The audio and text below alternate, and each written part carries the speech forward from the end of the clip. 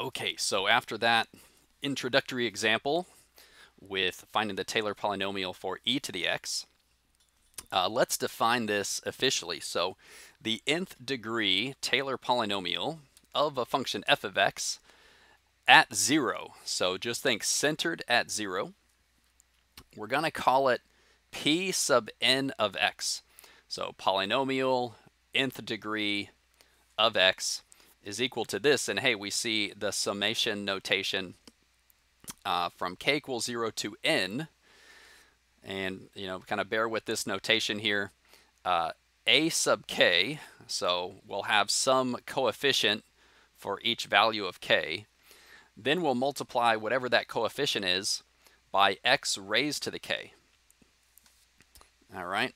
Now there's a formula for a sub k. A sub k is the kth derivative of your function evaluated at 0 divided by k factorial.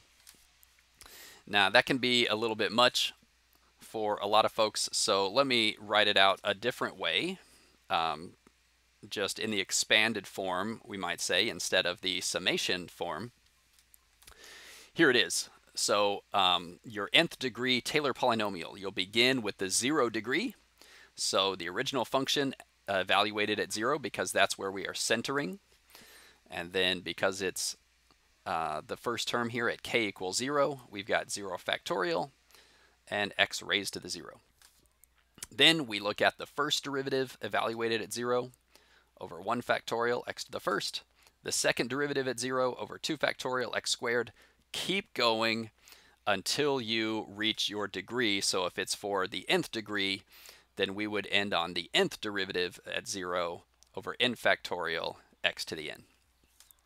We're going to stick primarily to degree 3, degree 4. We're going to see some degree 2. But just from what I recall, just looking at the homework, it didn't seem like they go past degree 4, and if they do, it's going to be really rare. So we see a lot of 3s and 4s. Occasionally, we get some 2s. All right, let's look at 2 examples using the Taylor polynomial. So here we will do a degree 4. Find the Taylor polynomial of f of x at 0, centered at 0. Here f of x equals the square root of 2x plus 1. Hey, we saw that function before when we did all those derivatives, right? We're going to find the 4th degree Taylor polynomial, and again, yeah, centering at 0. So what do we need to do? First, we need the function and as many derivatives as our degree, and then we're going to evaluate all of those where we are centering. So, okay, yeah, I guess I made a little note here. That little 4 means it's degree 4, which means we need 4 derivatives. Okay, so we kind of understand how this is going to play out. So let's just walk through these one at a time. We saw these derivatives earlier, so we don't need all the details. We need the original function, and we're going to evaluate that at 0. If we evaluate at 0, well, 2 times 0 plus 1 is 1, to the half is 1. So f of 0 here equals 1. All right. What if we look at the first derivative? Well, that was the simplified version, right? If we evaluate this at 0, well, again, we've got 1 raised to the negative half, and that's 1. Okay. A lot of 1s in our evaluations for the examples so far. That's not always going to be true. All right, we need the second derivative, and that was this. Hey, evaluate this at 0, we get negative 1. Okay, something different. We need the third derivative. All right, that was the third derivative from earlier. 2x plus 1 raised to the negative 5 halves. Plug in x equals 0, 1 to that, and we get 3.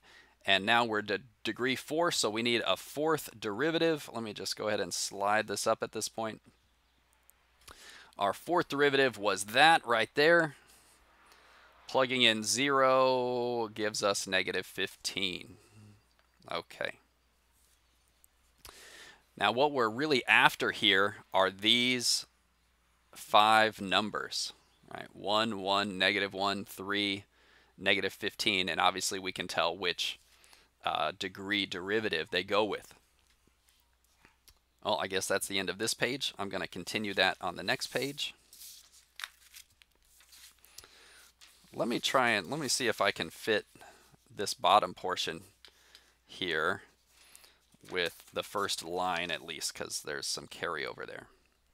All right. Hopefully that's coming in sort of clear to you. It might be a bit fuzzy, but let's walk through it. So we've got 5 terms to match our 5 numbers. There's the coefficients: 1, 1, negative 1, 3, negative 15. And we've got 0 factorial x to the 0, 1 factorial to the first, 2 factorial squared, 3 factorial cubed, 4 factorial to the 4th. There is our 4th degree Taylor polynomial using our numerators that we found a moment ago. And okay, let's collapse this. And our final answer, of course, we want to simplify each of these. So, well, 1 over 0 factorial and 0, that's all just 1. We got simply x minus 1/2 x squared. Then we come here, well, 3 over 3 factorial, that's 3 over 6. So that's 1/2 x to the 3rd. And 15 over 4 factorial, that's 15 over 24, which will reduce to 3 over 8 x to the 4th. So there's our final answer right there. Now, I'm not going to do it here. If we were in class, I would definitely do this, but I won't do it again for you because it's so awkward here using my laptop and Desmos. But I will invite you, go into Desmos and graph that original function, square root 2x plus 1, and also graph your final answer there.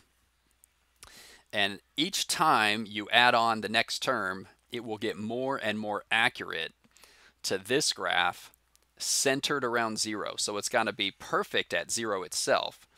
And as you add on more terms, it gets more and more accurate the further away you get from 0. It's really, really cool. Wish we were in class. We could do that together. But we're not. Okay, so let's move on.